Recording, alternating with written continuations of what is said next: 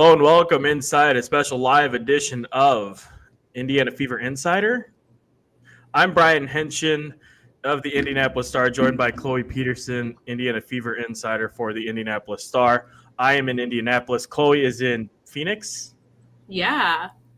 Final leg of an eight-day road trip. 8-day road trip for Chloe in the Fever. Chloe is living her best life. She got some IHOP, I hear, in Los Angeles. As everybody knows, LA is famous. I watched every single episode of The Summer I Turned Pretty. Chloe really knows how to live it up on these road trips. I do. We're here to talk Indiana Fever as people continue to trickle in. I'll remind you out throughout the show, you can get involved with the show. Drop a comment in the section. We'll put you on there if we think that it's good or it's funny or it's insightful. We'll try to answer all the questions that are reasonable. Chloe will be the decider on that. So if you have a problem with your question not getting read, it is Chloe's fault. We thank you all for being here. And then also obviously subscribe, drop us a like, all those things that help the numbers go up. Chloe, WNBA trade deadline, uneventful as you correctly predicted. That seems like a good place to start. I saw that friend of the Fever and Caitlin Clark, JC Sheldon, was moved in a last-second deal before the deadline. But other than that, I mean, not a ton doing. Yeah, this was actually a relatively active trade deadline for the W. There were three trades total. I'm pretty sure 2 years ago, the first year I covered the Fever, the only trade was the Fever trading Amanda Zahui for Amanda Zahui and sending Queen Egbo to, I don't even remember, I think it was the Mystics. But there were three trades this year. The Wings traded Dejanay Carrington to the Lynx in exchange for Diamond Miller and Carly Samuelson, in which the Lynx then waived Carly Samuelson because she's out for the year with a foot injury. And then the Mystics sent Brittany Sykes, who was an all-star this year, to Seattle in exchange for Alicia Clark and Zaya Cook. And then Zaya Cook was also waived by the Mystics. And there were some picks involved as well with all of that. The Washington Mystics are harboring picks because they also sent Aaliyah Edwards, who has been on like the trade block for months now. I think it was first reported by ESPN in June that the Mystics were looking to trade her. They sent Aaliyah Edwards to Connecticut in exchange for JC Sheldon, and I believe it was a pick swap. So about as active as a trade deadline as you can get with a hard salary cap of about $1.5 million. Any surprises for you there, or anything that rose to the level of, ooh, that's interesting? I thought the Brittany Sykes one was kind of interesting, but it seemed as if, when she posted her goodbye to DC, it seemed as if she may have requested a trade. Obviously, that's just speculation, but kind of her Instagram post made it seem like, maybe she wanted to be on more of a contending team. And the Mystics are obviously looking to go into a full-scale rebuild because they will basically be in the 2026 draft what the Fever did, and I believe it was the 2022 draft where they had 6 picks and 4 first-rounders. Oh, that's a Grace Berger year, right? Or is that 23? No, that was 23. The 2022 draft was Nalissa Smith, then Emily Engstler. No, okay. Nalissa Smith at 2, Emily Engstler at 4, Lexi Hull at 6. I think it was Queen Egbo at 10. And then they had, they also drafted Destiny Henderson and somebody else. So they had 6 rookies on the 2022 team. And that kind of seems like what the Mystics are going to be going at next year. But, look at where the Fever are now. They're actually pretty decent. They're good. It took some time, some growing pains, and look at them now. Exactly. So. Yeah. A move that didn't happen, that there was some speculation that it would, obviously. We talked about this right before we went on air. Satu Sabally, who didn't play against Chicago over the weekend. Mm-hmm. There's some questions on what's going on here. A bit of a rough stretch for her, but she did not get moved and, in fact, returned to the court the other night, played a really good game for them. Thoughts on the Sabally situation? Yeah, I think that was just a little tiffed. I would think she sat out of the Chicago game after she was benched in the second half of, I believe Phoenix was playing Atlanta. She was benched in the second half. The Mercury lost by 30-something. And Phoenix's head coach, Nate Tibbetts, said after the game that Sabally didn't play because she didn't bring the energy that he wanted. And then she was out for that Chicago game because of personal reasons, which Nate Tibbetts said, wasn't related to her getting benched in the second half, which, whether that's true or not is, I guess at this point, she's back and she said she's happy to play for Phoenix.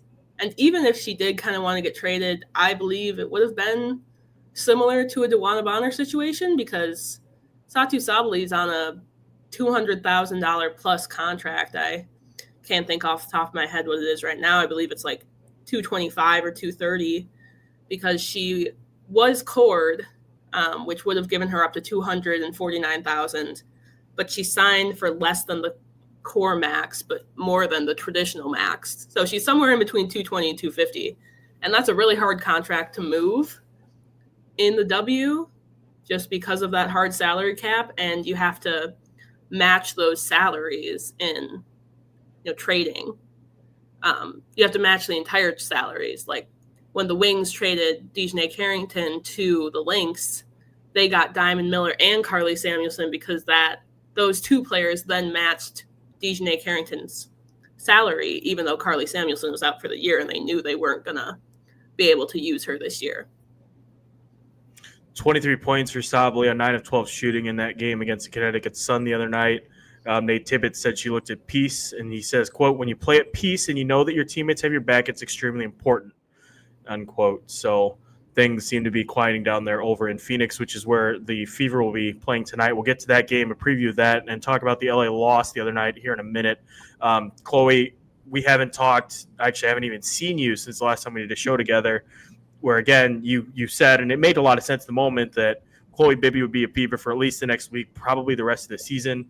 You sniped it when you saw her in the photo getting on the plane, but seemed like a no-brainer move. She's just such a good fit for this team, and they signed her, then did nothing at the deadline, which is about what to be expected. Yeah, I thought they were going to sign her to another 7-day because that would have brought them from last Friday through today, really, and that would have brought them past the trade deadline, and that would have, kept the flexibility if they wanted to be active at the trade deadline. But then when they signed her to a rest of season contract last Friday, I kind of thought that was really an indication that they weren't going to be really active at the trade deadline because, with signing her to a rest of season contract, they guaranteed her salary, which is only $23,000 for the rest of the season with the prorated minimum, but it's still like $23,000 that is off their cap now, and less flexibility in just having that open roster spot that they would have had if they could have signed her to another 7-day. And it would have kind of be a not cool move to sign her to a rest of season contract, then, be active at the trade deadline, then end up waiving her a week later because, you promise her the rest of the season and then, it's basically another 7 days. So I thought that was an indication that they weren't going to do much at the trade deadline, and they ended up obviously not being active. And I think they're really happy with the roster construction they have right now, obviously, especially after winning those 5 games in a row. Like, it seems they're hitting a stride, obviously, even with Caitlin out with this groin injury. And it's kind of gotten to a point where they've, as Stephanie White has said, I believe it was after the Seattle game, like, with Caitlin out, all these players are learning to trust themselves more, I think, because Caitlin's obviously such a draw and someone that, people expect to take that final shot, to take those big shots if the Fever need to get back into a game. So kind of at times, her teammates were deflecting off to her for her to take those shots. But now with her being out this extended period of time, they're gaining that confidence to take those shots, make those big plays themselves. So when she returns, and assuming that confidence level stays the same in the rest of her teammates, that can make them even better when she gets back eventually. A logistical question that I should know as your temporary co-beat writer is they have the roster spot for when Caitlin Clark comes back, right? Are they going to have to No, they don't need to. Or Chloe Bibby was the 12th player on the roster. So they have 12 players on the roster right now, and they do not need to release anybody when Caitlin gets back. I guess they could at this point sign a hardship player because Caitlin's been out for 3 weeks now. Mm-hmm. So they could sign a hardship player if they want to, but it seems like they have their depth figured out. Steph likes to run a 8-man rotation anyway, so I don't know how much a hardship player would really help other than kind of just sitting on the bench. Speaking of the 8-man rotation, and it ties into Chloe Bibby too, because she only played those 3 minutes against LA, and I saw it on Twitter. I thought it was a little interesting myself, but it seems like Steph too enjoys the flexibility that she has with this lineup, where it can be a different, 3 players off the bench, or maybe even just a couple with Lexi Hall off the bench, and she can kind of mix and match and based on matchups. Is that kind of what you've picked up on as well? Yeah, I mean, she's kind of what Temi Fagbenle was for the Fever last year, I think. Should they have protected Temi Fagbenle? Maybe not. Who knows? But I think she has that ability to run the floor and to shoot those 3-pointers and space the floor like the Fever want. But it's obviously something, too, where, you need to integrate her into the rotation in a way. And I know there are a lot of times where some matchups are better for even Natasha Howard. Sometimes Natasha Howard only plays 15 minutes a game, and sometimes she plays 30. And, Steph always talks about how that's based on the matchups of that specific game. So I think rotations are, an ever evolving work of progress, especially with Caitlin out, but they've found somewhat of, a rotational thing now. Let's stay with the game in LA, since again we haven't had a chance to talk about it. And again, if you want to get involved with the show, you can just drop a comment, questions, whatever. We'll do our best to get to everybody here later in the show. The game Tuesday night, 191 loss to the LA Sparks, snaps a 5-game win streak for the Indiana Fever. Just start broadly, Chloe. What were your thoughts on the performance there? Yeah, I don't know what it is about the Sparks for the Fever, but they've lost to them 3 times now. Yeah. All of them in varying, heartbreaking ways, I would say, for the Fever. I think the first time it was like 87 or 89 to 87, Sparks win by 2 points.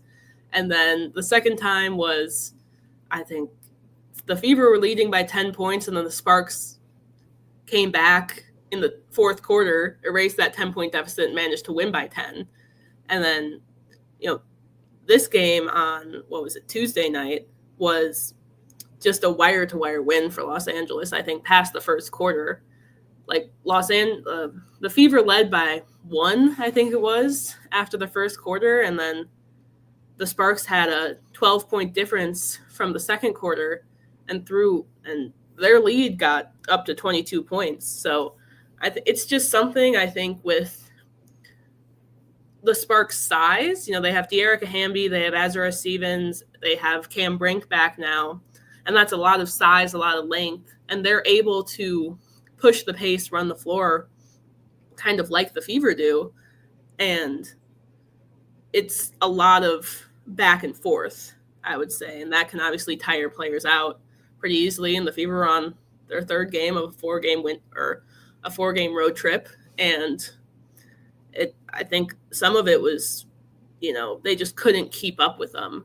And one of the things that Steph White mentioned after the game too is the Fever obviously like to play in transition, but you can't really do that if, your opponents are making all your shots, so you can't grab the rebound and run down the floor. You have to take the ball out of the net. And I think the Sparks, they shot 55% on Tuesday night. So it was just not a good game for the Fever. A little bit better than 52. They shot 56% from the field, 50% from 3, 13 to 15 at the line. 100 points that the Fever allowed. By my count, that is just the second time that they've done that since they lost those back-to-back games to the Liberty. They had not given up more than 90, or they'd only given up more than 90 once, and that was that last home game against the Mercury, the 107-101 win, a game where I feel like some garbage points were scored there. So, it happens. We talked about it before, though. For as good as things are, you're still in the midst of a playoff race, and those are the types of games that you probably should win that'll come back to bite you in the end. And now, I think that we set the bar. You set the bar maybe at 3-1 to be a successful road trip. So now you got to get the one tonight in Phoenix.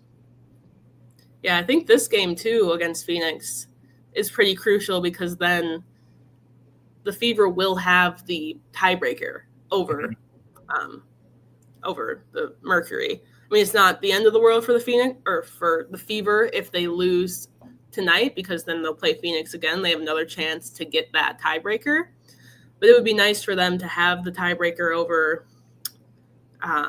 They already have it over Atlanta, over Seattle, over Las Vegas, and those are the teams they're like right up against in the standings. So if they get it over, Phoenix too, that could really, at the end of the day, or at the end of the season, just kind of catapult them up in the standings when all is said and done. A quick aside here to just appreciation comments for Cameron Brink. I mean, I kind of forgot just how freaking unbelievably tall and talented she is. Like some of those blocks she had on Kelsey Mitchell, I'm like, oh my goodness. Like we could stack Matt Gleneska and I on each other's shoulders, and I still don't think we get up as high as she can reach. Like, and it's just unbelievable how smoothly she moves and how talented she is. That was a lot of fun to watch. Yeah, I think she was like 0-6 from the field, but she still was a +6 in the plus minus, which is kind of crazy how much of a defensive presence you have to be +6 while also not scoring anything. So 0-6 in the field, 0-2 from 3, 3 rebounds, 5 blocks, and a +12 rating. That is pretty darn impressive there. Let's see, where do you want to go next, Chloe? Do you want to go? Oh, actually, I know where we need to go next, and that is the incident. It's kind of the thing that everybody's talking about. You were there. We were in the chat talking about it. A fan threw an object that bounced off of Sophie Cunningham's foot. It also happened in the Phoenix, New York game, except that one did not make it to the floor. And I think that it maybe hit a kid. Yeah. Either way, the person who did it allegedly was arrested. You're the one who's been there for it now. You're around it more than the rest of us. So just your thoughts, your insight onto hashtag the incident. Yeah, I just saw a story today that USA Today, Megan Hall did. And apparently it's kind of, there's a cryptocurrency, like, I don't even know how to describe it, a cryptocurrency, company behind it. What? Or cryptocurrency meme coin creators say they're responsible for the sex toys being thrown at multiple WNBA games. And they're planning more pranks, in quotes, from Megan Hall, USA Today. But it also is, I think she said, connected to like bets, because this like poly marketplace said, started introducing bets on, is there going to be this green sex toy thrown at a WNBA game? And then people bet on it. And then I guess if they want to make it come true, they go do it themselves. But let's my thoughts on it quickly, because I can confirm, I'm going to put it in the comments for the 83 of you guys watching. Hopefully that link works. But from Megan Hall of USA Today, a cryptocurrency meme coin creator say they are responsible for the sex toys being thrown at multiple WNBA games. And as Chloe mentioned, they're planning to do more pranks. Noreen has been safe from this. Objects whizzing from the stands through the air and onto courts. If there's an opportune window, a brightly colored entity will be thrown, causing intentional and symbolic chaos, according to a spokesperson for the cryptocurrency group. The person goes by a weird name on Twitter. Spoke to USA Today on condition of anonymity due to the sensitive nature of the issue. That is unbelievable. Unbelievable. The spokesperson for the crypto group told USA Today Sports that this was not intentional. The backlash, I'm assuming. He said a group of crypto enthusiasts and traders launched the green coin, can't say that word, a meme coin intended to be lighthearted and perceived as a joke in late July to protest what they described as a toxic environment in the crypto world. According to the group, many smaller players in the space are struggling to keep up with the influx of influencers and scammers. That was a good find by Megan. What a time to be alive. Yeah, I'm kind of concerned about what these more pranks are going to be. And it's kind of just dumb to do. Like, I like this comment from Michael Harvey that said, obviously humiliation, often lewd and sexual, has long been used in an attempt to make women feel uncomfortable in sports or diminish their place in this space. And I think, maybe even if that's not what this cryptocurrency coin company is, intending to do with this. That's how it's coming off. But. Yeah, the spokesperson explained that catapulting sex objects with drawn-on sunglasses in the name of their coin is to spread awareness about a culture they want to perpetuate, cultivate around jokes, pranks, and various stunts. It's supposed to mirror a green candle. The price of a candle goes up. It represents volatility. This seems like a load of baloney. It seems like a failed publicity stunt, honestly. Yeah. Because I think the person in Phoenix wasn't involved in the crypto whatever thing, because the crypto people were trying to throw them with their coin thing on there, but the person who did it in Phoenix just saw it on social media and thought it was funny and then just brought one himself.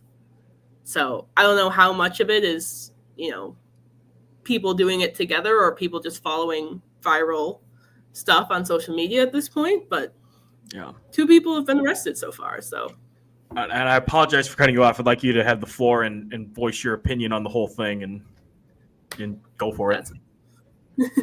No, that's all right. They were trying to give me room service, so I had to, or not room service, but Chloe gets room service. Not room service, but whatever, cleaning service. So I had to tell them no. But anyway, I think it's kind of dumb that this whole thing is happening. Like, obviously, as the players have said, they can get hurt by this, if it's thrown the right way, and obviously they could trip over it. It hit Sophie Cunningham's foot or whatever. It could be very easily tripped on, could lead to something a lot bigger, and it's just immature, and it makes them uncomfortable. Like, why are you making them uncomfortable in their place of work, Mm-hmm. So those are my thoughts. Yeah, it's deeply weird, really unsettling, and like you said, it's just becoming increasingly dangerous. It's a weird thing, man. Not a weird time. There's never like a normal. There can never be anything normal in this league, as we've discussed in the past. Again, we're going to get to your questions here in a bit. Anything else, Chloe, you want to touch on before we get to the game tonight? I don't think so. All right, let's get to the game tonight. Indiana Fever at the Phoenix Mercury. It feels like just a week ago that they played in Indiana. They're back again, 17-13 at 18-11, a 10 p.m. start, because why not? Chloe, take it away. Yeah, I mean, we can talk about, the intricacies of the WNBA schedule all we want, that they played Atlanta 3 times in the beginning of the season within 3 weeks, and now they're playing Phoenix 3 times in 3 weeks, because they're coming back to Phoenix at the end of the month, or might be early September. I can't remember specifically, but yeah, I think it'll be an interesting game. It's obviously Sophie Cunningham's first time coming back to Phoenix since she was traded to the Fever in the last offseason. And obviously with that 107-101 win by the Fever last week too, it'll be interesting to see how, Phoenix either tries to lock down more defensively or kind of tries to stop them, because it's not one of those things where it's like, Caitlin was playing in that game, she's not playing in this game. It's basically the same team that they're going to be playing as well. Mm-hmm. So you would think the Fever have the advantage in this one. But obviously every game is different, and the Fever are on the 4th game of a 4-game, 8-day road trip. So there's obviously going to be a fatigue factor there one way or another too. How are you doing? Is the road fatigue hit you yet? I know you're a warrior with this stuff, but let's see. I got a cold while I was in Seattle. That was fun. Took a lot of cold medicine over the past few days, but I'm feeling better now. I watched a lot of The Summer I Turned Pretty, literally every single episode. I'm Team Conrad. If you're Team Jeremiah, I don't respect it. But let's see, what else have I done? I went to IHOP in LA. That was fun. LA, as everybody knows, is famous for their. Hey, what do you think the reception is going to be for Sophie tonight? I don't know. I mean, she was there for 6 years. Seems like, obviously everyone loves her in Indiana, and I think they loved her in Phoenix too. She had her own Sorry, I saw the Jeremiah Stray comment. Jeremiah should catch all the strays. Yeah. Respectfully or disrespectfully. But anyway, I think she will be received warmly tonight, I would think. Like, obviously, she was there for 6 years. She was part of their finals run in 2021, I think it was. But I think, and obviously, it's not a DeWanna Bonner situation in Indiana like last week. So I think, I think it'll be good for her. And, she's always talked good about Phoenix and the organization and the city itself as well. Yeah. Yeah. That'll be interesting. Got a prediction for tonight? Let's see. I think the Fever will pull it out. It'll be like 92 to 86. I don't think it'll be a double 100s game like last time, but I guess we'll see. It'll be nice. Then the Fever come back home this weekend for an 8 p.m. start against Chicago. It's a time that everybody loves. I mean, who doesn't love a good 8 p.m. tip? 8 p.m. tip. Angel and Caitlin will probably both be out still. Who knows? Yeah. That is actually, Chloe, a beautiful segue as we start to answer some questions. First question comes from Krista, who asked this, and she follows up, like, to your knowledge, is Caitlin practicing with the team at all yet? And just in case anybody's listening to this only, Chloe, do you have any updates whatsoever on Caitlin Clark's health status? I mean, the most I know is, what's already been reported in the sense of she's been running up and down full speed. As far as I know, she hasn't, come back to practice yet. The Fever didn't hold practice or an official practice yesterday. They didn't hold shoot around this morning. So last time I saw them in a practice capacity was shoot around on Tuesday. And that was, Caitlin was there for the first couple minutes when everyone was just warming up. And then after they officially started shoot around, she left with a trainer to go back to do some individual rehab recovery work. She's participating in the half-court contests or half-court contests before each games, it seems like, but it doesn't look like she's doing, any drills with the team as of yet. Yeah. And two, I mean, I know that it's been brought up before, and it felt this way too when she was going through this earlier in the season, but I mean, there's really no reason to rush it. The team's playing well. They're vibing. You keep talking about the long-term future. I mean, there's no value in rushing her back. So it's nice that she's afforded this extra runway to come back as well. Yeah. Sorry, I was just trying to fill time to give you a chance to breathe a little bit. We're making you talk a lot here tonight. Chloe, if you can you whisper to the Fever front office that we want Azura Stevens to the Fever next year? I mean, I can try, but I feel like they've got their stuff figured out. I mean, everyone is going to have to figure everything out.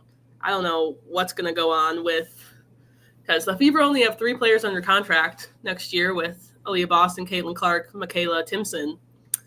And that was one of the things where I thought they might be active at the trade deadline to get someone like Aaliyah Edwards because she's under contract past next year. But they did not do that.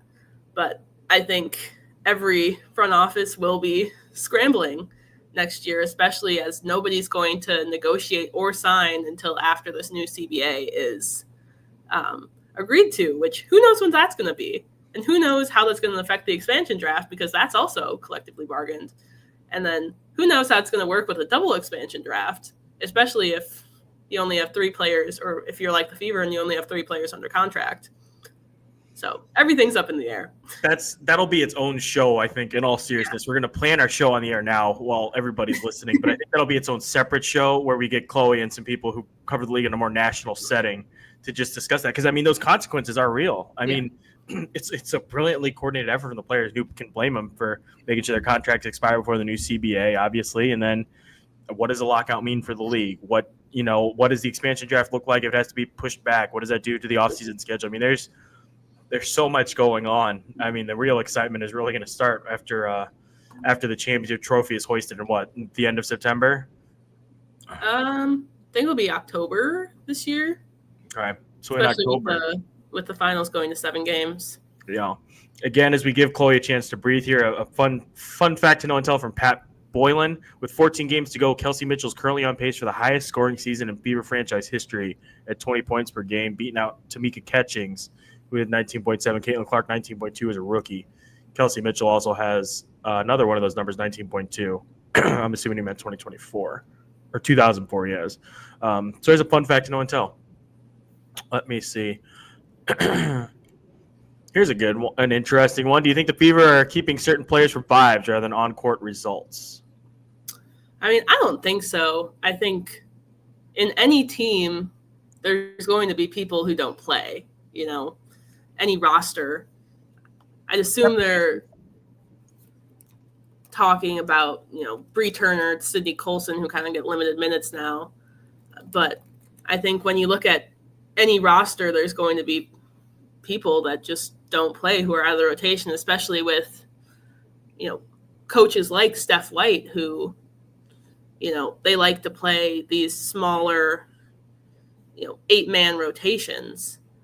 So I don't think it's necessarily for vibes. I think, obviously they're depth pieces when it comes to if there are injuries. Like, obviously right now, Sydney Colson, Erin McDonald both have bigger roles because Caitlin's out, and whenever Caitlin comes back, those roles are going to diminish, but they're needed right now because of these injuries. And I think that's why, you have this 12-player roster. Even if they're able to get a 15-player roster, that's going to be even more depth pieces, but also more people that just, will not play as much.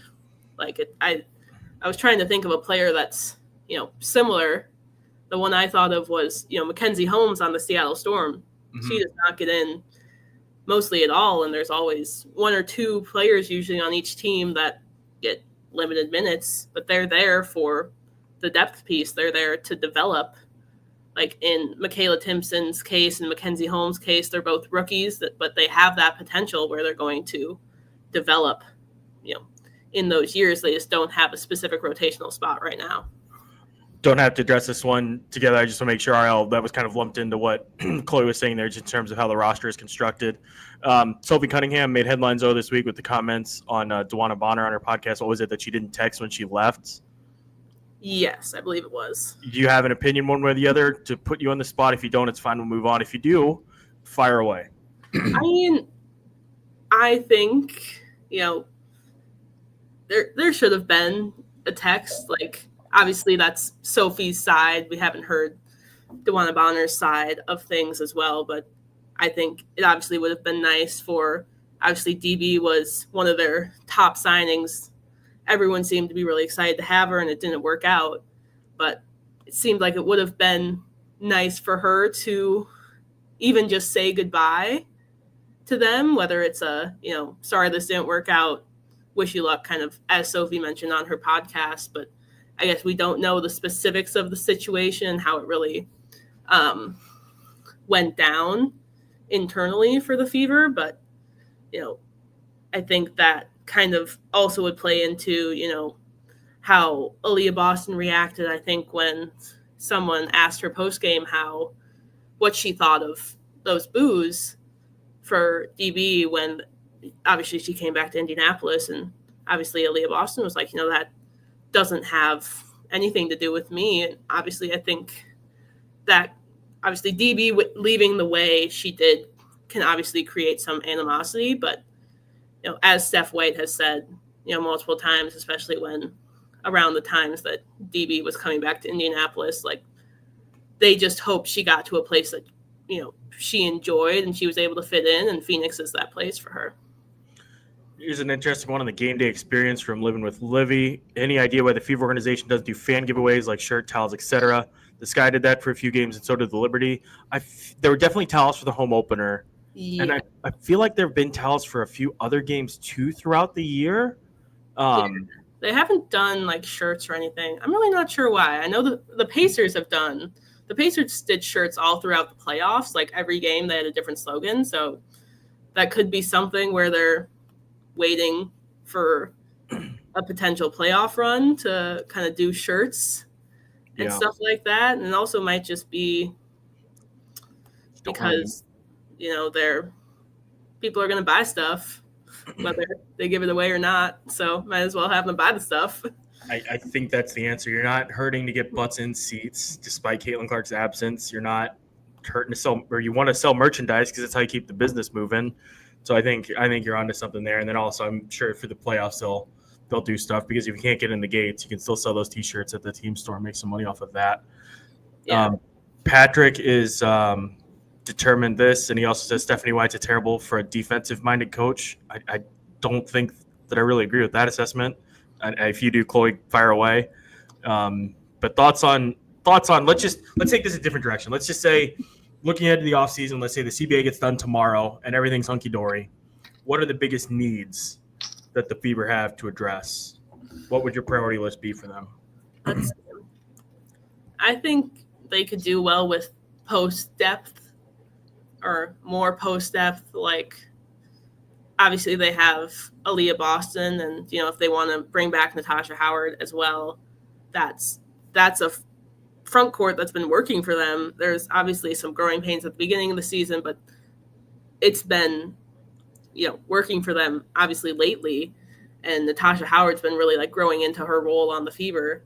But I think they need some more consistent post depth, I would think. That's another reason I thought they might trade for Lee Edwards, but they'd not.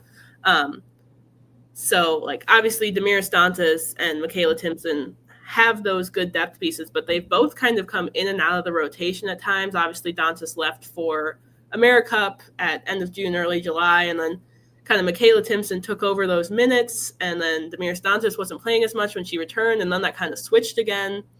So it's been a little bit like that, and I think what the Fever could really use is somebody like Temi Fegbenle, as I've mentioned, and Chloe Bibby's kind of that kind of role, but she's obviously not a veteran player and not like a veteran depth piece. She could grow into that if the Fever decide they want to keep her, or something like that. But they also could really use someone like a stretch four. I guess that was kind of what they were hoping DeWanna Bonner would be for them too, because she's that stretch four that can run the floor, hit 3-pointers, that too, and that obviously didn't work out. But that's what I think they would prioritize. Then obviously keeping Kelsey Mitchell again, because she'll be an unrestricted free agent again, and who knows what will happen with the CBA, because if the core process stays the same with the CBA, where players are able to be cored for 2 years, they can core Kelsey Mitchell again. But if that changes to maybe they can only be cored for 1 year or something, then they'll have to obviously recruit her back again. So, yeah, we've managed to add, I think, 20 to 30 viewers in the past couple minutes. So if you have any questions, get them in the chat now. We'll do our best to get to as many of them as we can before we call it a day and let Chloe get to the arena. I'm scrolling the comments here to find this. It's an interesting one for Joy. There seems to be a difference in play style between the way the team plays now versus Caitlin Clark's style. How is that going to change when Clark comes back? And is this a coaching philosophy or just Caitlin Clark being out? Yeah, that's something that Sophie Cunningham mentioned at one of the Fever's trips to New York. I can't remember if it was before the All-Star break or after the All-Star break. But she mentioned that they play very differently with and without Caitlin, which isn't inherently a bad thing, but it's also like when she returns, are they going to have to adjust yet again? And I think that's one of the things that, Steph White caught a lot of flack for, talking about how when Caitlin is out, it's a good thing that they know for sure that Caitlin is out for a while. Yeah. And she caught a lot of flack for that comment, which, maybe could have been worded better, but I think what she meant by it was, they don't have to wonder, is she going to be in or is she going to be out? What style are we playing, that night too? So the Fever have found this stride in playing a little bit slower, I would say, with Ari McDonald and Sydney Colson running the point. And I think, obviously Ari doesn't have the kind of, she doesn't have the kind of, ball handling, ball movement ability that Caitlin has. But I think in these games, she's really stepped up and kind of gotten the Fever to play in that transition style that Caitlin likes to play at. And it's obviously not completely the same, But I think the first time Caitlin was out back in May with that quad strain and Sydney Colson was running the point, it was like a world of different how they were playing. Like they were playing half-court basketball 100%. It was a slow pace, and it was just night and day of how they played the game. And I think that's why they really like to bring Aari McDonald in on this first on that hardship and then the rest of the season contract, because she can kind of bridge that gap between Colson and Clark at point, and she can help run the ball in transition and help them play just closer to how Caitlin plays. So when Caitlin does come back, it won't be as much of a difference in how that offense is going to work.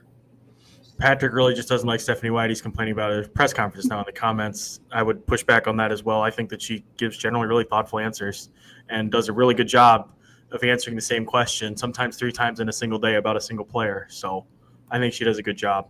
Can you please tell Chloe to do more of these live shows? She's a fan base favorite 2 reporter. Chloe, do more live shows. Okay, well, you're the one who knows how to work this, so. Yeah, it's kind of my call. I have all the power here, so be nice, people. Bob, we're reading this one blind. He says, with 2 new expansion teams and all players in the league 4 years or longer being potential free agents, it's possible the Fever could have a hugely different team next season. Yeah, fair point. That's the thing I was thinking about with the expansion draft too, because the way the expansion draft worked last year was they could protect up to 6 players, and they didn't necessarily need to be players, or they were players that were under contract with the Fever as of the final day of the regular season. So that's why they were able to protect Kelsey Mitchell, because she was technically an unrestricted free agent, but they could protect her, so then they were able to core her. But with the Fever now, they have 3 players under contract past 2025, which is obviously Clark, Boston, Timpson, and then Lexi Hull will be a restricted free agent after her rookie contract. So they'd likely protect her in order to take advantage of that restricted free agent terms. And then they could maybe protect Kelsey Mitchell as well if she can be cored again. But everyone else would be up for grabs. But it's also like teams, or the Valkyries last year could only pick one unrestricted free agent who hadn't used all of her core years. So I don't know how it's going to work with the expansion draft, because I think only 2 veterans in the league are signed past 2025. Mm-hmm. So everybody else is going to be a free agent in one way or another. And that will make it difficult for, the Tempo and the Portland Fire to pick those players. If, the Fever say they protect their 3 players under contract, they protect Lexi Hull, who will be unrestricted free agent, they protect Kelsey Mitchell, who they could core, then everyone else will be an unrestricted free agent. And then, but if the teams can only pick one unrestricted free agent, how is that going to work? So they're going to have to really change the terms of the expansion draft, I think, this year specifically, because of all the players who are going to be unrestricted free agents. But it could also just completely change because the expansion draft is collectively bargained. Being a restricted free agent is collectively bargained. The core years are collectively bargained. Rookie scale contracts collectively bargained. Basically, everything could go up in the air, and everything could be completely different. And who knows what's going to happen? One last call for questions here as we start to bring this thing home. We'll give it another couple minutes here. Another shout out for Chloe. I need Chloe show more often. Yeah, Chloe should. Yeah. This is good. See, Chloe, the people love it. You love doing it. I love doing it. It's fun. Again, subscribe to the Scores Table while you're here. That's girls' high school basketball, so it's tangentially related and also a really good show. Front office, keeping a human shot clock when you get evaluated for development or something. You're welcome, Krista, who thanks us for answering the question. Wow. I'm suspending my trip with my family from London to Indianapolis to see her play. How about that? What's the craziest Caitlin Clark story that you've heard, witnessed, seen on the road? I mean, you've been with her now from college. For those who don't know, Chloe went to Iowa, as did our photographer Grace Smith. Covered her, Caitlin Clark, in college. Came to Indy. Caitlin Clark followed. She's here now. So what's been the craziest story you think you've heard involving Caitlin Clark or just fandom? I don't know. There was a fun sign yesterday, or not yesterday, in LA on Tuesday that was like, I traveled 1,600 miles to see the Fever play. But then I looked it up, and Indianapolis is 1,800 miles away from Los Angeles. And I was like, we traveled less than the Fever played. The Fever did to play this game. I'm trying to think. There were a lot of ones that like they came from Japan, they came from Australia. I can't think of a specific one right now, but there were fans who sit courtside at Fever games and they paint their faces and they drive from Wisconsin. Yeah, they're from very close to where I'm from in Wisconsin. Fun fact. So love that fun fact. I can't imagine driving. I think it's like 6 hours to come to every Fever game. So they're very committed. They also go to Iowa games. So very committed. 6 hours like once a month or so seems reasonable, but I mean every game seems oof. Yeah. Oof, that's rough. That is rough. It is amazing. I was talking to somebody who was with the Fever, Tom Savage, who's in South Dakota now, but he's worked with Indy 500. He was with the Fever during their inaugural season, and we were just talking about how crazy it was. Like I think they had their inaugural press conference or introductory press conference on like when the team launched at like Circle Center Mall. And, I mean, I remember the first Fever game that I went to with my sisters, I think was Aaliyah Boston's rookie year, and there was a bouncy house. Oh, yeah. In the basket. Like that was my introduction to the franchise after Aaliyah Boston was drafted. And it's unbelievable where it is now. It's really cool to see. And Chloe, I like what they say, and you do a good job, just in case this is our last show. More post-game shows. I think that's fair. Saturday, as we, again, are planning the show on the air, I think Saturday be a little tough with the late start. Yeah. But you do a short one. Yeah.